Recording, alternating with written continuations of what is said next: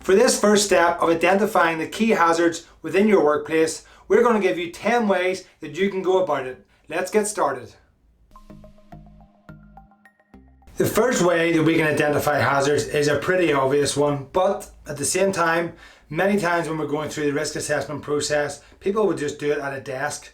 But what we're advising here for the first step, when you come to identifying hazards, is to walk around, to get out there into the workplace and look at the activities, the processes and the equipment that may cause injury or ill health to your employees.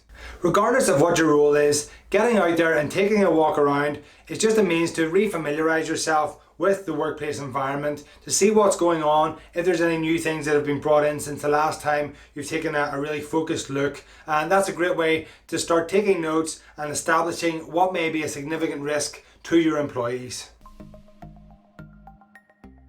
The second way that you can identify hazards within the workplace is by taking the time to observe the work being done. So once you've taken your walk around and established where the risk or the hazards may exist in the first place, then you can start to focus spending your time watching processes and cycles of work taking place to see if there are indeed hazards that you maybe have presumed exist, and taking more notes in detail on those.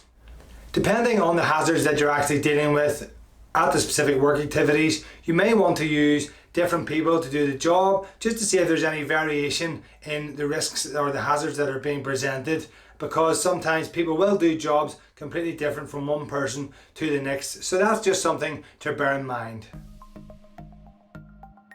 The next point we want to make when it comes to identifying hazards is something that builds upon what we've already done in the first two methods that we're using, going from walking around to observing the work. And the reason we're doing it separately is because it's so important, and each of them can be done exclusively of one another. And that is to make sure that you're actively engaging with the workers who are carrying out the work.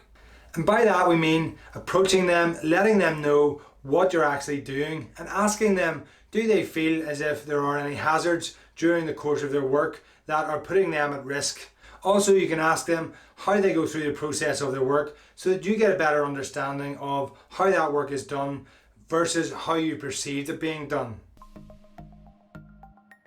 The next method that we would use to help identify hazards in areas prone to risk are looking at the accident and incident records within your workplace. So this gives you an opportunity to look at what in recent times may have caused a risk to an employee, or in fact an injury or ill health. So what sort of information can you glean from these?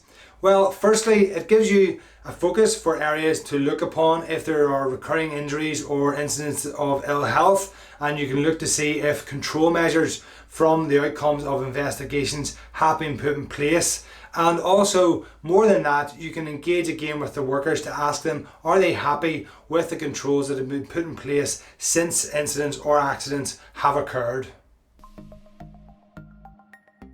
The next tactic that you can use to identify those significant hazards within your business is to get the information from your sickness absence records. You may be thinking that all the information should be within your accident records, but that isn't always the case. You may find that there are hidden risks or organisational factors that are influencing absence from work within your business, and that of course is a risk and a hazard to your employees. By looking at the absence records, you may be able to uncover some information that gives you even more direction towards where the significant hazards are within your business when it comes to ill health or injury amongst your workforce. You may be asking yourself, why would I be interested in what goes on after hours? But the simple reason is because normally heavy duty work or stuff that's disruptive to normal day-to-day operations within production environments is usually scheduled outside of that normal time space. So therefore, it stands to reason that a lot of the high-risk work may actually be conducted outside of normal working hours.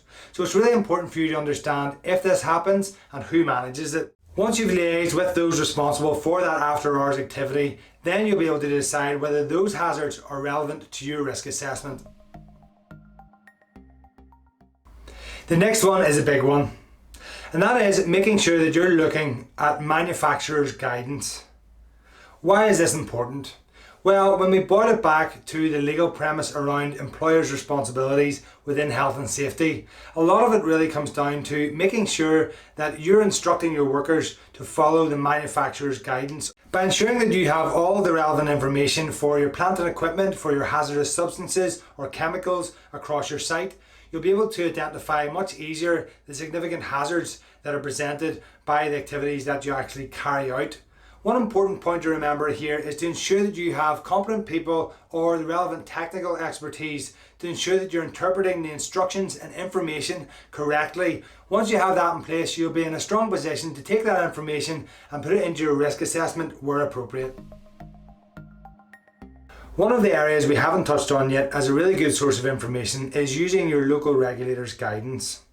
Of course, depending where it is in the world that you're operating from, this may be really good or it might not be so useful. But in the UK, as an example, the Health and Safety Executive have a comprehensive website with a lot of documentation that's free for users to go along and look up their specific industry, sector or work activity.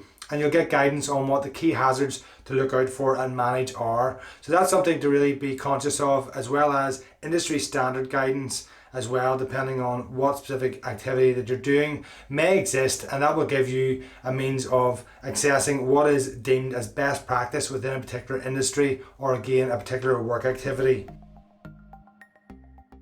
Okay, so we've reached number 10 here on our ways to identify hazards, and this one is just simply tying in some of the things that we've already looked at.